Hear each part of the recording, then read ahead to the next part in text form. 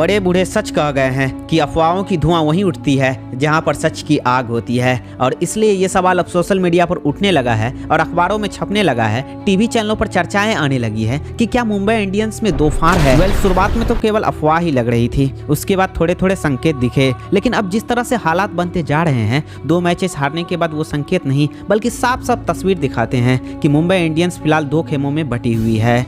एक खेमा जहां आपको रोहित शर्मा, जसप्रीत बुमराह, तिलक वर्मा और नए खिलाड़ी नजर आते हैं, जिसमें आकाश माधवाल, कुमार कार्तिकेय और भी कई ऐसे खिलाड़ी हैं जो हार्दिक पांड्या की जगह रोहित शर्मा को लेकर कैप्टन फॉरएवर की स्टोरी लगाते हैं। नए खिलाड़ियों को टीम में जगह नहीं दी जा रही है। लगातार सवाल हो रहे हैं कि पिछले साल के चैंपियन बॉलर आकाश माधवाल इस साल क्यों नहीं खेल रहे हैं, जबकि वो तो इंडियन है, उनको टीम में शामिल करना ज्यादा आसान होगा, लेकिन टीम में उनके लिए जगह ही नहीं है। और यही वो सारे सवाल हैं जिसको लेकर कही जा रही है कि मुंबई इंडियंस 2 लॉबी में बढ़ चुकी है, जिसमें एक लॉबी में ईशान किशन के साथ कई ऐसे खिलाड़ी हैं जो कि हार्दिक पांड्या को सपोर्ट करते हैं। और इन खबरों को आज देश के तमाम प्रतिष्ठित अखबारों ने छापा है। तमाम स्पोर्ट्स को कवर करने वाले लोगों ने इसे अपने ट्वीट का हिस्सा बनाया है और इस खबर को रिपोर्ट किया है। और इसी के साथ यह कहना गलत नहीं होगा कि अफवाहों की धुआं वहीं उठती है जहां पर सच की आग होती है। अब सवाल यह है कि क्या मुंबई इंडियंस को यह आग जलाकर राख कर देगी, क्योंकि सोशल मीडिया पर कई ऐसे वीडियोज वायरल हुए हैं जहां पर पोलार्ड और मलिंगा बैठे होते हैं और हार्दिक पांड्या आते हैं। पोलार्ड वहां पर बैठे ही रहते हैं, लेकिन मलिंगा वहां से उठकर चले जाते हैं। और कुछ ऐसी तस्वीरें हैं जो कि सोशल मीडिया में खूब वायरल हो रही है और उनको देखकर काफी लोग काफी कुछ लिख भी रहे हैं। वायरल हो रही वीडियो में कुछ वीडियो में सच्चाई होगी तो कई वीडियो को लोग बढ़ा चढ़ाकर भी अपलोड कर रहे होंगे,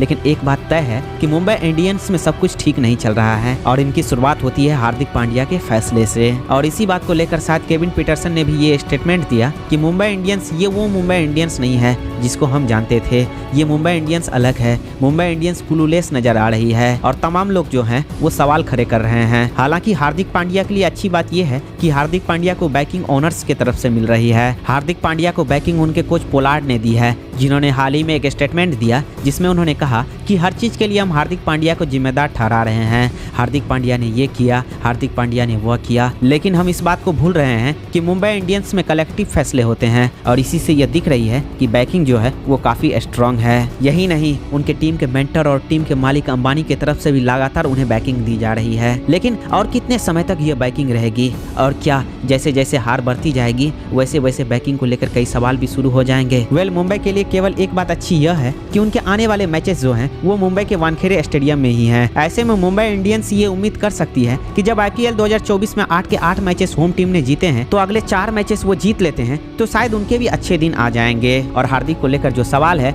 वो शायद थोड़े कम हो जाएंगे। हालांकि क्या ये इतना आसान है, क्योंकि पहला मैच जो है वो राजस्थान रॉयल्स के साथ है। राजस्थान रॉयल्स एक अच्छी खासी टीम है, उनके पास कई तगड़े गेंदबाज हैं, जिनमें से ट्रेंट बोल्ट तो मुंबई से पहले भी खेल चुके हैं और ट्रेंट बोल्ट के साथ कई ऐसे गेंदबाज भी हैं जो कि डेथ ओवर में गेंदबाजी करने के लिए स्पेशलिस्ट माने जाते हैं, जिसमें से संदीप शर्मा या आवेश खान को हमने पिछले मैच में गेंदबाजी करते देखा ही है। उनके पास जायसवाल से लेकर संजू सैमसन और बटलर तक कई दिग्गज बल्लेबाज हैं। उसके बाद उनका मुकाबला दिल्ली कैपिटल से है, जहां पर संभवतः मुंबई इंडियंस एक स्ट्रॉन्ग टीम नजर आ रही है। लेकिन उसके बाद फिर से जो अगले 2 मुकाबले हैं वो आईपीएल की 2 धाकड़ टीमों से है, जिनमें से एक का नाम है आरसीबी, जो कि विराट कोहली की टीम है, और उसके बाद जो टीम है वो है इस बार के सबसे धाकड़ टीम सीएसके। तो ऐसे में मैचेस तो हैं, लेकिन ये कोई नॉर्मल टीमों से नहीं है बल्कि धाकड़ टीमों से है। और ऐसे में वो मुंबई जिसमें 2 फाड़ चल रही है, जिसमें सवालिया निशान खड़े हो रहे हैं, जिसमें कैप्टन हार्दिक पांड्या को ऐसा लग रहा है कि ड्रेसिंग रूम में लोग सपोर्ट नहीं कर रहे हैं, और जिसमें कप्तान हार्दिक पांड्या को पूरे ग्राउंड में बू किया जा रहा है,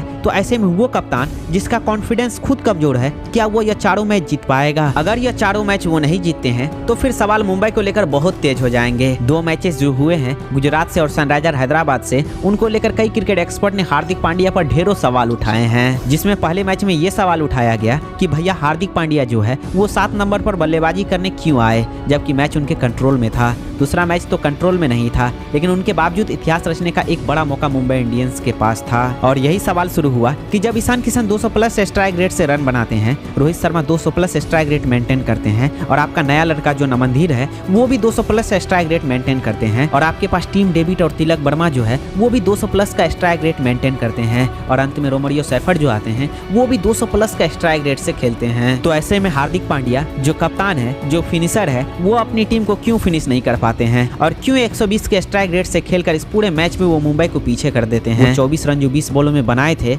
अगर वही 20 बॉलों में वो 50 से 54 रन बना लिए होते तो शायद मुंबई इंडियंस आज इतिहास रच चुका होता, जो एक जमाने में साउथ अफ्रीका ने ऑस्ट्रेलिया के सामने रचा था, जब 434 के बदले 438 बन गए थे और साउथ अफ्रीका ने ऑस्ट्रेलिया से वो मैच जीत लिया था। वो विश्व रिकॉर्ड आईपीएल में भी बन सकता था, क्योंकि 277 का टारगेट एक समय चेसेबल लग रहा था। पर सवाल वही है कि मुंबई इंडियंस और कहां तक जाएगी, क्या ये गुटबाजी लगातार रहने वाला है, और भी बहुत सारे सवाल हैं। अगर आप गुटबाजी को देखना चाहते हैं तो आप ही सोचिए कि आकाश माधवाल को क्यों खिलाया नहीं जा रहा है और बुमराह जो हैं उन्हें बाद में बॉलिंग क्यों कराई जा रही है, इनिशियल ओवर क्यों नहीं उन्हें दिया जा रहा है, आखिर इसके पीछे रीजन क्या है। और हार्दिक पांड्या के कुछ पुराने स्टेटमेंट को भी लेकर काफी लोग नाराज हैं, जिसमें हार्दिक पांड्या ने कहा था कि मुंबई इंडियंस वो टीम है जो बड़े बड़े सितारों को लाती है और उन्हें एक साथ टीम में रखती है और उसी के दम पर वो मैच जीतती है, जबकि गुजरात टाइटंस ये काम नहीं करती है।